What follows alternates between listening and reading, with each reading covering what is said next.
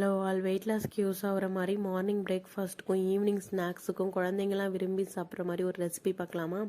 அதுக்கு ஃபஸ்ட்டு ஓட்ஸில் கொஞ்சோண்டு சால்ட்டு சேர்த்து நல்லா நைஸாக அரைச்சி எடுத்துக்கோங்க.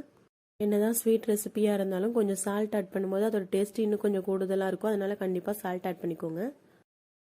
பச்சை ஓட்ஸில் கொஞ்சம் கொஞ்சமாக தண்ணி சேர்த்து கலருங்க. ஓரளவுக்கு பிடிக்கிற பதத்துக்கு வந்தால் போதும்.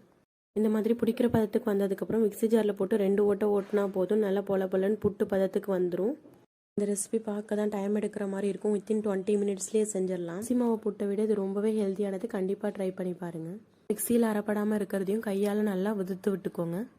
மெயினாக இந்த புட்டு ரெசிபியை நீங்கள் சிம்மில் வச்சு 10 நிமிஷம் வேக வச்சா போதும். ஹையில் வச்சா கொஞ்சம் குழன்னு ஆகிடும். இட்லி துணியை சுடு தண்ணியில் போட்டு எடுக்கும்போது இட்லியாக இருந்தாலும் சரி புட்டாக இருந்தாலும் சரி இட்லி துணியில் ஒட்டாமல் வரும். உங்களுக்கு என்னென்ன நட்ஸ்லாம் பிடிக்குமோ எல்லாமே நெய்யில் வறுத்து ஆட் பண்ணிக்கலாம். முந்திரி பருப்பு, காஞ்ச திராட்சை, பாதாம் எல்லாமே. நான் இன்றைக்கி முந்திரி பருப்பு ஆட் பண்ணியிருக்கேன். வெயிட் லாஸ் பண்ணுறீங்கன்னா நட்ஸ் எல்லாம் கேரட்ஸ் வரதில் சேர்த்து ஆட் பண்ணிக்கோங்க. ரொம்பவே நல்லாயிருக்கும். ஏலக்காய் தூளும் ஆட் பண்ணிக்கலாம். புட்டு வேவறதுக்குள்ளார கடாயில் நெய் ஊற்றி முந்திரி பருப்பை வறுத்து எடுத்து வச்சுக்கிட்டேன். புட்டு வெந்திருக்கான்னு கண்டுபிடிக்க மாவு எடுத்து கையில் நல்லா உருட்டி பார்க்கும்போது கையில் ஒட்டாமல் வரணும். நல்லா உருண்டு சாதம் மாதிரி வரணும். அப்படி இல்லைன்னா 10 நிமிஷம் சிம்மில் வச்சு வேக வச்சாலே கண்டிப்பாக புட்டு வெந்து வந்துடும். இந்த புட்டில் தேங்காய், நாட்டு சர்க்கரை, முந்திரி பருப்பு, நெய்யெலாம் ஆட் பண்ணால் டேஸ்டியான ஹெல்த்தியான புட்டு ரெடி. வெயிட் லாஸில் இருக்கீங்கன்னா ப்ரௌன் சுகர் கொஞ்சமாக ஆட் பண்ணிக்கோங்க. இதில் இன்னும் கொஞ்சம் நெய்யை சூடு பண்ணி புடி கொழுக்கட்டை மாதிரி பிடிச்சி கொடுத்தா பசங்கள்லாம் விரும்பி சாப்பிடுவாங்க.